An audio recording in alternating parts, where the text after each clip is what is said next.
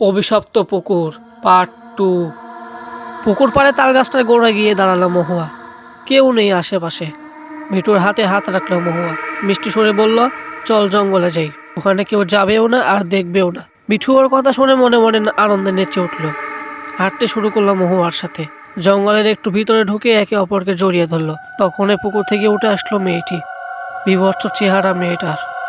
মিঠু আর মহুয়ার দিকে ধীরে ধীরে এগিয়ে আসতে লাগলো। কিন্তু সবচেয়ে অবাক করা বিষয় হলো, ওরা ওদের জায়গা থেকে এক চুলা নড়তে চড়তে পারছে না, আর চিৎকারও করতে পারছে না। কাছাকাছি চলে আসলো ওটা। তখনই হঠাৎ মাঝখানে এসে দাঁড়ালো দীপু। থেমে গেল ওটা। এক নজর দীপুর দিকে তাকিয়ে অদৃশ্য হয়ে গেল। দীপু ধমক দিয়ে বলল, কিরে মিঠু, তোকে না পুকুর পাড়ে আসতে নিষেধ করেছিলাম, তারপরও কেন আসছিস? মিঠু আমতা আমতা করে বলল, দোস্ত, কেমন জানি একটা ঘরের মধ্যে ছিলাম, খালি পুকুর পাড়ে আসতে ইচ্ছে করছিল। মহুয়া বলল, আমারও একই অবস্থা হয়েছিল দীপু ভাই। দীপু বলল, হ্যাঁ বুঝেছি, কিসের ঘরের মধ্যে ছিলেন আপনারা? এখন চল তাড়াতাড়ি এখান থেকে। যেতে যেতে মিঠু বলল, দীপু, কত অপমান করেছি তোকে, কত আজে বাজে কথা বলেছি, মাফ করে দিস দয়া করে। আজকে তোর জন্যই বেঁচে গেছি আমরা। তুই আসলে খুব সাহসী আর খুব ভালো ছেলে। দীপুর কাজ চাপড়ে দিল মিঠু। মনে মনে খুব খুশি হলো দীপু। 2 দিন বাদে সাধু বাবার কাছে আবার গেল দীপু। সাধু বাবা ওকে একটা তাবিজ দিয়ে বলল, তোমাদের গ্রামে দুষ্টু আত্মার নজর পড়েছে। তোমাকে আজ রাতে পুকুরের অপর পাশে জঙ্গলের পরে একটা কবরস্থান আছে, সেখানে যেতে হবে। যে কোনো একটা কবর থেকে এক টুকরো কাপড়ের কাপড় এনে এই তাবিজটাকে মুড়িয়ে ফেলে দিতে হবে পুকুরে। তাহলে সমস্যার সমাধান হয়ে যাবে। কিন্তু বিপদ আছে অনেক। তবে যতই বিপদ হোক না কেন, তুমি যাওয়ার পথে একবারও পিছনে ফিরে তাকাবে না।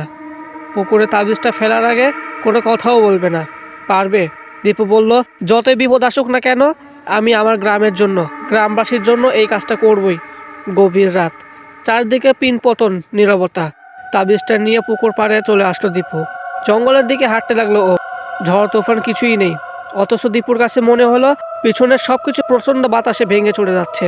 শ শ করে বাতাস বইছে, উতলে উঠছে পুকুরের পানি। দীপু কোনো দিকে না তাকিয়ে সোজা হাঁটছে। জঙ্গলের কাছে চলে আসলো দীপু। তখনই পিছন থেকে কে যেন ফিসফিস করে বলল, দীপু, পিছনের দিকে তাকাও, যেও না তুমি, যা চাও তুমি তাই দিব। এই গ্রামের জমিদার বানিয়ে দিব তোমাকে। দীপু সেই কথায় কোনো কান না দিয়ে হাঁটতে লাগলো। জঙ্গলের ভিতরে ঢুকে গেল। জঙ্গলটা পার হলেই কবরস্থান। জঙ্গলের ভিতর দিয়ে হাঁটছে, হঠাৎ দেখলো সামনের একটা গাছে মিঠু ঝুলছে, চোখগুলো খোলা আর জিহ্বা বের করা। থামলো না দীপু, সামনে এগিয়ে গেল। কিছু দূর সামনে আর একটা লাশ ঝুলছে, মহুয়ার লাশ। তারপর গাছে ঝুলছে দীপুর মায়ের লাশ। তারপরও থামলো না দীপু, এগিয়ে গেল সামনের দিকে। বারবার পিছনের দিকে তাকাতে খুব ইচ্ছে করতেছে, তবে ও জানে এই সবই বিভৎস চেহারার ভেলকি। ভয়ে বুক কাঁপছে।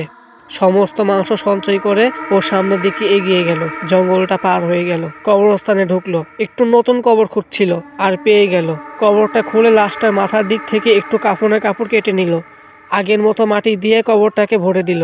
হাঁপিয়ে গেল দীপু, একটু জিরিয়ে নিল। ওর কাছে মনে হচ্ছিল কবরস্থানের সব লাশ ওর দিকে এক দৃষ্টিতে তাকিয়ে আছে। আবার হাঁটতে লাগলো দীপু। হাঁটতে হাঁটতে তাবিজটাকে কাফনের কাপড় দিয়ে মুড়িয়ে ভালো মতো বেঁধে নিল। কবরস্থান পার হয়ে জঙ্গলে ঢুকে গেল। অর্ধেকটা জঙ্গল চলে এসেছে। তখন দেখলো জঙ্গলের বড় বড় সমস্ত গাছে ঝুলছে দীপুর নিজের মৃতদেহ, চোখ খোলা আর জিহ্বা বের করা। থমকে দাঁড়ালো দীপু। পিছনে মনে হচ্ছে হাজার হাজার লাশ, গাছপালা সব ভেঙে ওর দিকে এগিয়ে আসছে। মনে হয় ওর পায়ে কে যেন পাথর বেঁধে দিয়েছে। হাঁটতে খুব কষ্ট হচ্ছে ওর। একটু একটু করে সামনের দিকে এগোতে লাগলো। পিছন থেকে বাতাসে ভেসে আসতে লাগলো হাজারো ডাক, দীপু, দীপু, দীপু। কোনো দিকে না তাকিয়ে ও সোজা হাঁটতে লাগলো। অনেক কষ্টে পুকুরের পাড়ে পৌঁছালো দীপু। তাবিজটাকে ছুঁড়ে মারল পুকুরে। শেষবারের মতো পানিতে ভেসে উঠল সেই বিভৎস চেহারার মেয়েটা। হালকা ঢেউয়ে ধীরে ধীরে পানিতে মিলিয়ে গেল চেহারাটা। দীর্ঘ শ্বাস ফেলে পুকুর পাড়ে বসে পড়ল দীপু। বুক এখনো কাঁপছে ওর, পুরো শরীর ঘামে ভিজে গেছে। আকাশের দিকে তাকালো দীপু। চাঁদের ওপর থেকে সরে গেছে ভয়াবহ ছায়াটা। তখনও শূন্য ভেসে উঠল রহমত, রাজু আর ফাহিম সাহেবের হাসি মাখা মুখ। ওদেরকে দেখে খুব খুশি হলো দীপু। ধীরে ধীরে মিলিয়ে গেল চেহারাগুলো। উঠে দাঁড়ালো দীপু। বাড়ির উদ্দেশ্যে রওনা দিল দীপু। কিছু দূর যেতেই দেখলো পথের মাঝে দাঁড়িয়ে আছে ওর মা বাবা আর মিঠুর সকল গ্রামবাসী।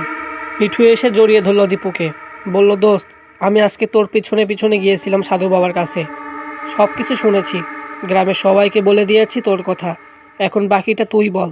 দীপু তখন সব কিছু খুলে বলল। সব কিছু শুনে গ্রামবাসীরা খুব খুশি হলো, প্রশংসা করলো সবাই। দীপুকে গ্রামের সবচেয়ে ভালো আর সাহসী ছেলে হিসাবে অবহিত করলো। সো গাইস, তোমাদের গল্পটা কেমন লাগলো তোমরা প্লিজ কমেন্ট বক্সে জানাবা। আর আমার ইউটিউব চ্যানেলটা যারা এখনো সাবস্ক্রাইব করে তারা এখনই সাবস্ক্রাইব করে বেল আইকন বাটনটি প্রেস করে রাখো, যেন পরবর্তী ভিডিও ছাড়ার সঙ্গে সঙ্গে যেন তোমাদের কাছে চলে যায়।